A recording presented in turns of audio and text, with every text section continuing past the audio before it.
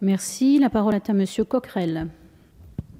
Oui, Madame la Présidente, Monsieur le Ministre, chers collègues, effectivement, je pense qu'on a rarement fait dans un humour noir de ce type en parlant de cet article d'équilibre général du budget, parce qu'on ne peut que constater qu'il y a un déséquilibre général de nos finances du fait de ce budget. Mais contrairement à mes collègues républicains, je parle là en réalité sous le terme déséquilibre d'inégalité.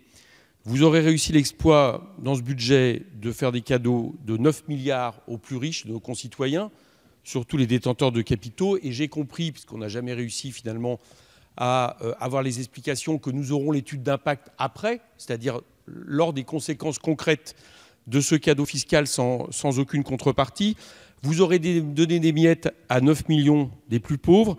Et pour la très grande majorité des Français, ça sera une perte de pouvoir d'achat. Ça sera une perte de pouvoir d'achat parce que la CSG va être augmentée immédiatement, pendant que la question de la taxe d'habitation, la question de l'exonération des cotisations sociales, dont nous avons dit plus mal, mais de toute façon, dont l'effet sera différé sur plusieurs années.